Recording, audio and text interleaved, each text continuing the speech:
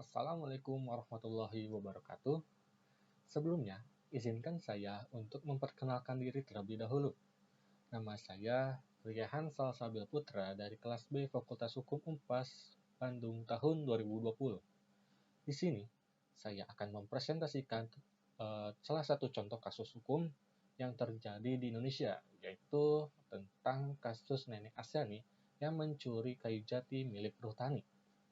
Pada kasus tersebut telah menuai banyak polemik di kalangan masyarakat Indonesia, khususnya di kalangan hukum Indonesia. Nah, untuk lebih lanjut lagi, mari kita simak penjelasannya.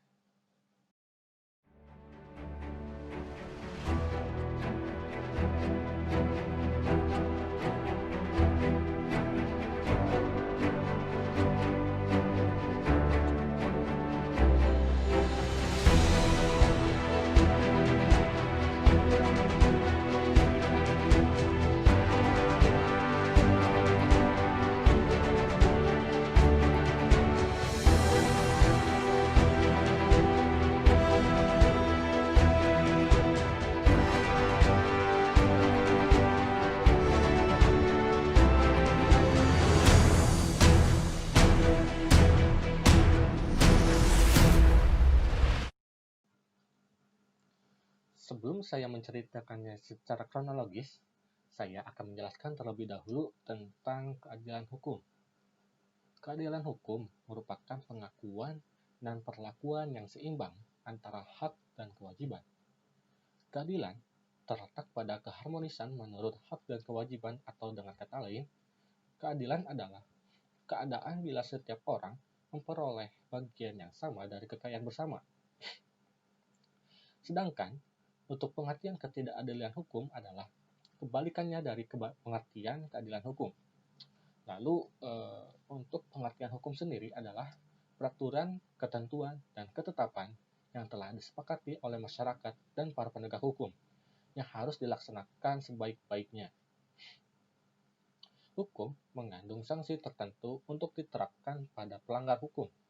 Lalu, pengertian hukum menurut Mukhtar Kusuma Atamaja menegaskan bahwa pengertian hukum yang memadai tidak hanya memandang hukum sebagai seperangkat kaidah saja, tetapi mencakup lembaga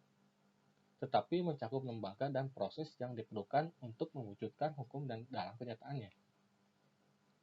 Nah, salah satu contoh kasus dari ketidakadilan hukum di Indonesia adalah kisah yang dialami oleh Nenek Asyani.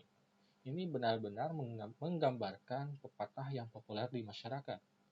Hukum di negeri ini memang tumpul ke atas dan tajam ke bawah. Nenek Asyani itu dituduh mencuri kayu jati milik perhutani. Kasus tersebut diawali pada tanggal 14 Juli 2014 pada saat petugas perhutani sedang melakukan patroli. Petugas menemukan 2 tunggak bekas pencurian di petak 43 lahan perhutani. Selanjutnya, pihak petani melakukan penyelidikan hilangnya pohon kayu jati itu. Dari hasil penyelidikan, petugas lapangan mencurigai ada seseorang yang menimbun kayu jati tersebut. Berdasarkan kecurigaan itu, akhirnya perhutani melaporkan ke pihak kepolisian kalau ada orang yang menyimpan kayu jati milik perhutani tersebut. Sehingga pihak kepolisian dan perhutani melakukan operasi gabungan untuk memastikan kebenaran laporan tersebut. Lalu, ditangkaplah tersangka yang diduga telah mencuri kayu perhutani tersebut, berinisial ASY. Akhirnya, kasus tersebut dibawa ke sidang Pengadilan Negeri Situbondo, Jawa Timur untuk menjalani proses hukum. Dalam persidangan awal pada tanggal 15 Desember 2014, Nenek Asyani didakwa mencuri 7 kayu jati yang dikenakan pasal 12 huruf B Jangto pasal 83 ayat 1 Undang-Undang Nomor 18 Tahun 2013 tentang pencegahan dan pemberantasan perusakan hutan dengan ancaman pidana 5 tahun penjara. Lalu, pada tanggal 16 Desember 2014, atas laporan pihak petani dan pihak kepolisian, Polsek Jatibanteng langsung melakukan penyidikan dan membuat BAP atau berita acara pemeriksaan. terhadap Nenek Asyani. Nah, Nenek Asyani pun menjalani proses hukum di kepolisian. Nenek Asyani sempat ditahan di pihak kepolisian selama 19 hari, yakni sejak tanggal 16 Desember 2014 sampai 3 Januari 2015. Menurut tim pengacara Nenek Asyani, ketika proses hukum di kepolisian, sudah ada upaya-upaya perdamaian antara pihak keluarga Nenek Asyani dengan pihak perhutani. Tetapi pihak perhutani tetap bersikeras untuk terus menindak dan diproses secara hukum agar memberikan efek jera. Sementara itu, menurut dalam pandangan jaksa penuntut umum, Ida Marhayani, tindak pidana yang dilakukan Nenek Asyani telah memenuhi unsur pencurian yang diatur dalam pasal 12 huruf D jangto 83 pasal 83 ayat 1 Undang-Undang Nomor 18 Tahun 2013 tentang pencegahan dan pemberantasan perusakan hutan. Pada tanggal 9 Maret 2015, mengagendakan pembacaan dakwaan oleh jaksa penuntut umum. Dalam dakwaannya, jaksa penuntut umum mendakwa Nenek Asyani telah melakukan perbuatan yang melanggar hukum, yakni dengan sengaja melakukan penebangan pohon dalam kawasan hutan yang tidak sah. Akibat perbuatan terdakwa, pihak perhutani mengalami kerugian sebesar Rp4.323.000. Atas perbuatan tersebut, terdakwa diancam pidana sebagai diatur dalam pasal 12 huruf C dan D jangto pasal 83 ayat 1 huruf C Undang-Undang Nomor 18 Tahun 2013 tentang pencegahan dan pemberantasan perusakan hutan. Pada tanggal 12 Maret 2015, Nenek Asyani menjalani sidang dengan jadwal tanggapan jaksa atas pembelaan kuasa hukum terdakwa. Dalam tanggapannya, jaksa Ida Haryani menuturkan pihaknya memiliki bukti-bukti kuat bahwa 38 papan kayu itu memang diambil oleh Asyani di lahan perhutani tersebut. Lalu Supriyono pun selaku kuasa hukum terdakwa menyesalkan sikap jaksa tersebut yang dinilainya terlalu formalistis dalam menangani kasus tersebut. Padahal faktanya kan kayu jati itu ditebang dari lahan milik Asyani yang telah dijual kepada pihak perhutani pada tahun 2010. Lalu, pada tanggal 16 Maret 2015, Nenek Asyani terdakwa pencurian kayu jati mengajukan permohonan penangguhan penahanan kepada Majelis Hakim Pengadilan Negeri Situbondo, Jawa Timur. Lalu pada tanggal 17 Maret 2015, Majelis Hakim Pengadilan Negeri Situbondo, Jawa Timur mengabulkan penangguhan penahanan yang diajukan Nenek Asyani. Majelis Hakim mengabulkan permintaan penangguhan penahanan setelah memperoleh jaminan dari Bupati Situbondo, Dadang Wigiarto. Selanjutnya, pada tanggal 9 April 2015, dalam sidang pembacaan tuntutan jaksa penuntut umum yang menyatakan bahwa Ida Haryani menuntut terdakwa Nenek Asyani dengan pidana penjara selama 1 tahun dengan masa percobaan 18 bulan dan denda sebesar Rp500 juta. Selain itu, Nenek Asyani diharuskan membayar biaya perkara Rp5.000 ke Pengadilan Negeri Situbondo. Lalu pada tanggal 29 April 2015, Majelis Hakim Pengadilan Negeri Situbondo menjatuhkan vonis berupa hukuman percobaan selama 15 bulan terhadap Nenek Asyani yang berumur 63 tahun tersebut. Majelis Hakim menganggap Nenek Asyani bersalah karena memiliki kayu dari kawasan hutan tanpa dilengkapi dokumen. Menurut Majelis Hakim yang diketuai oleh IKD Dedi Arcana, sejatinya memvonis Asyani dengan hukuman 1 tahun penjara dan denda Rp500 juta dengan subsidi 1 hari penjara. Namun karena mempertimbangkan usia dan kesehatan terdakwa, maka Asyani dijatuhi hukuman percobaan. Saya pikir untuk menyelesaikan kasus tersebut tidak harus melalui jalur formal saja, tapi yaitu dengan cara pendekatan restoratif justice. Apa itu restoratif justice?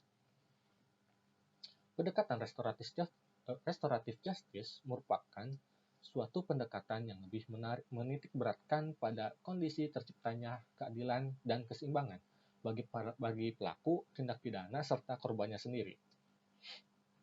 Mekanisme tata cara dan peradilan pidana yang berfokus pada pemidanaan diubah menjadi proses dialog dan mediasi untuk menciptakan kesepakatan atas penyelesaian perkara pidana yang lebih adil dan seimbang bagi pihak korban dan pelaku tersebut.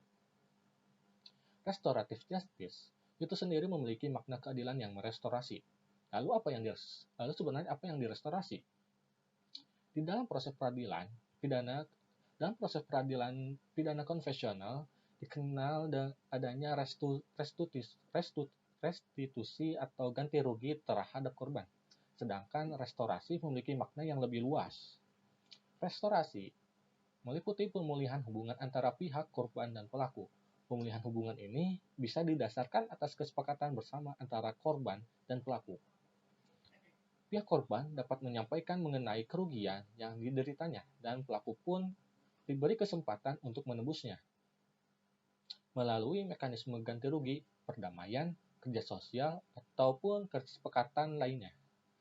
Kenapa hal ini menjadi penting? Karena proses pemidanaan konvensional tidak memberikan ruang kepada pihak yang terlibat. Dalam hal ini, korban dan pelaku untuk berpartisipasi aktif dalam penyelesaian masalah mereka. Pada zaman sekarang, perkembangan hukum lebih humanis terhadap kasus ringan, lebih pada pemulihan keadaan masyarakat setempat. Harus berpikir seperti itu sekarang itu. Kerugian kecil, pelaku orang tua, apa yang mau cari coba?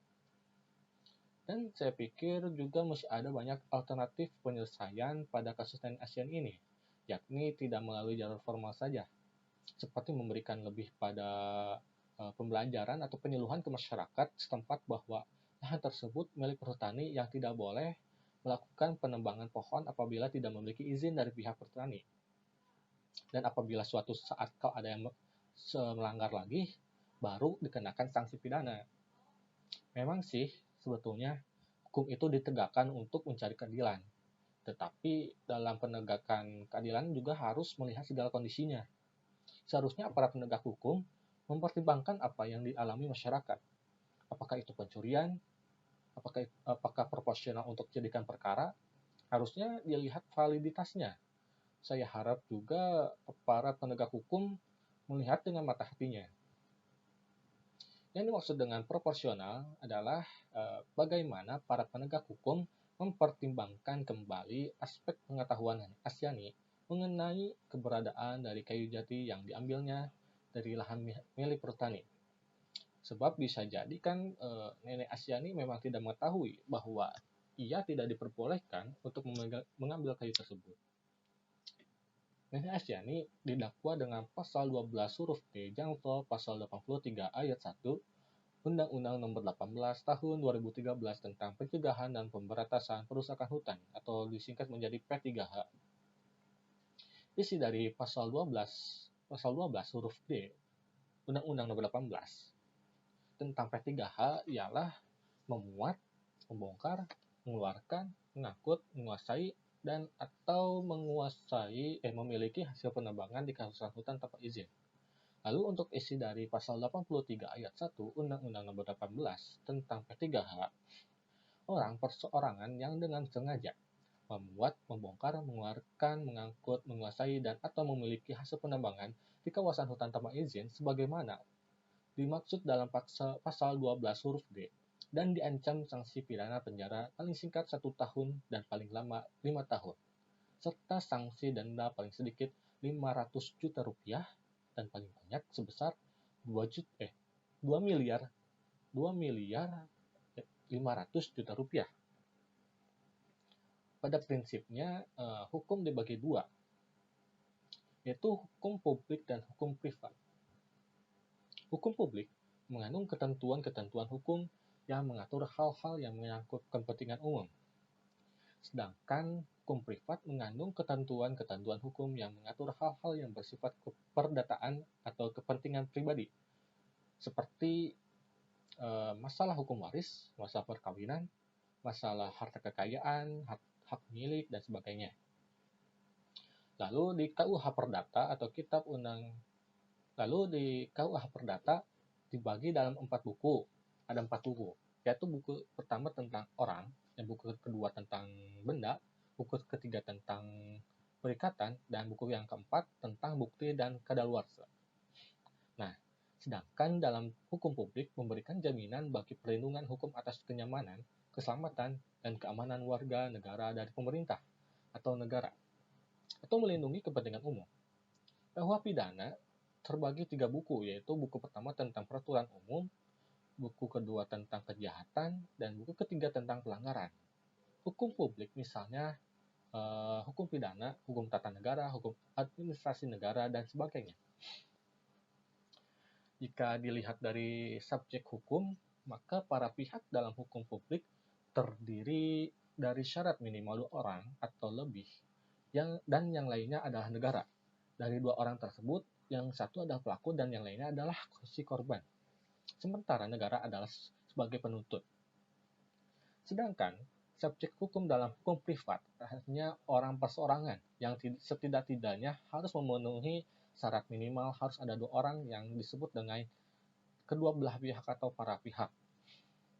Nah, hukum pidana adalah serangkaian ketentuan-ketentuan yang mengatur tingkah laku yang dilarang atau diharuskan atau diancamkan kepada pelanggarnya dengan pidana, jenis dan macam-macam pidana, cara menyidik, menuntut, pemeriksaan, dan penjatuhan pidana dalam persidangan, serta melaksanakan pidana. Hukum perdata dalam arti sempit hanya meliputi ketentuan-ketentuan tentang orang, tentang kebendaan, tentang perikatan, tentang pembuktian dan daluarsa seperti yang diatur dalam KUH Perdata. Sedangkan hukum perdata dalam arti luas meliputi selain termasuk dalam arti sempit juga termasuk ketentuan-ketentuan mengenai perdagangan sebagaimana diatur dalam KUHD, hukum dagang dan kegiatan bisnis. Sehingga dengan demikian perbedaan antara hukum publik dan hukum privat semakin jelas. Ditinjau dari sudut kepentingan, maka hukum perdata mengatur kepentingan perseorangan, sedangkan hukum publik mengatur kepentingan umum. Lalu, untuk kasus yang menimpa Nenek Asyani masuk ke hukum publik atau hukum privat, ya tentu sudah jelas kasus tersebut termasuk dalam hukum publik. Karena pada kasus Nenek Asyani mengandung ketentuan hukum yang mengatur hal-hal yang menyangkut kepentingan umum. Lalu pada kasus tersebut terdapat 3 pihak yang terlibat, diantaranya si korban, yaitu pihak petani, lalu ada si pelaku, yaitu Nenek Asyani, dan negara sebagai penuntutnya. Dan untuk penyelesaian kasus tersebut dapat melalui jalur formal hukum yang dapat ditindak pidana seperti yang telah diatur dalam KUH pidana, yaitu Undang-Undang Nomor 18 Pasal 12 huruf D, Contoh Pasal 83 ayat 1 tentang pencegahan dan pemberantasan pengerusakan hutan, yang mendapat ancaman sanksi pidana penjara minimal 1 tahun dan maksimal 5 tahun penjara, dan sanksi denda paling sedikit 500 juta rupiah dan paling besar 2 miliar 500 juta rupiah. Nah, sekian yang dapat saya sampaikan. Semoga bermanfaat bagi kita semua. Mohon maaf apabila ada salah kata atau penjelasannya kurang jelas. Akhir kalam, wassalamualaikum warahmatullahi wabarakatuh.